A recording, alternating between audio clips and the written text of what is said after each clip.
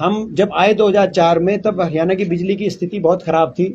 आपको याद होगा कि बिजली के उस समय बिलों की बहुत बड़ा कर्जा बिजली निगमों में था और उत्पादन कम था, खपत बहुत ज्यादा थी।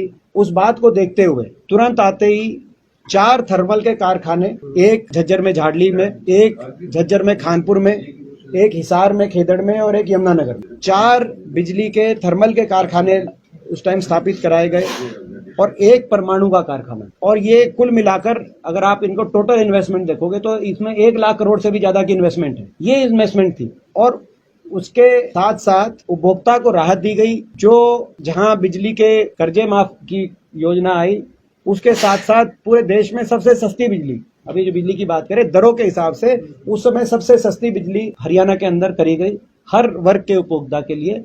और सरप्लस बिजली हरियाणा दूसरे प्रदेशों में बिजली दे रही थी। 2014 में आप देखोगे तो 14 में, 15 में, 13 में, 14 में, 15 में हरियाणा ने दूसरे स्टेट्स में बिजली करी, टू द एक्सटेंट 2015 के आखिर में झाड़ली की बिजली को एनटीपीसी का कारखाना जो हमने लगाया, सरेंडर कर दिया हरियाणा सरकार ने केंद्र के कोटे को कि हमारी बिजली सरप्लस है इसको। जबकि हमने यहाँ बिजली कारखाना स्थापित करवाया हरियाणा के लिए, उस टाइम सरप्लस दिखा के कि हरियाणा सरप्लस हो चुकी है बिजली की, और उन्होंने सरेंडर कर दिया हरियाणा का कोटा झाड़ली की जो बिजली, झाड़ली पावर प्लांट से झज्जर में जो बिजली आ रही थी, जिसको लेकर हमने झाड़ली पावर प्लांट के आगे भी प्रदर्शन किया था, धरना दिया था।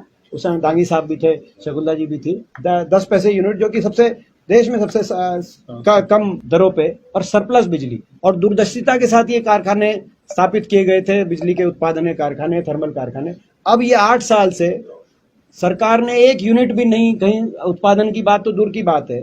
आज ये स्थिति आ गई और ये तो लोड बढ़ेगा, हर साल बढ़ेगा। आपको ये दूरदर्शिता के साथ प्लानिंग करके चलना होता है। मैं सरकार से पूछना चाहता हूँ, इन 8 साल के अंदर सरकार ने क्या प्लानिंग करी? क्योंकि वही स्थिति होगी जो चौटाला सरकार में थी कि इतना बड़ा बिजली में डिमांड और सप्लाई में इतना गैप कर जाएंगे कि उसको फुलफिल करने में, क्योंकि एक दिन में बिजली नहीं, कहीं पावर परचेज एग्रीमेंट, अगर इस ऐसे टाइम में पावर परचेज एग्रीमेंट, तो प्राइवेट वाले उसमें सरकार का शोषण कर सकते हैं, महंगी खरीदनी पड़ेगी। और शहर में भी 4-5 कट लगते हैं बगैर बताए। और शहर में कट, गांव के अंदर तो दिन में बिजली नहीं आ रही, रात में भी कट बीच बीच में, कि भाई जैसे नींद लगनी लगती है फिर कट। तो ये एक बात जो बिजली की बात है, बिजली को लेकर भी हम प्रदर्शन करेंगे, इस मुद्दे को भी उठाएंगे।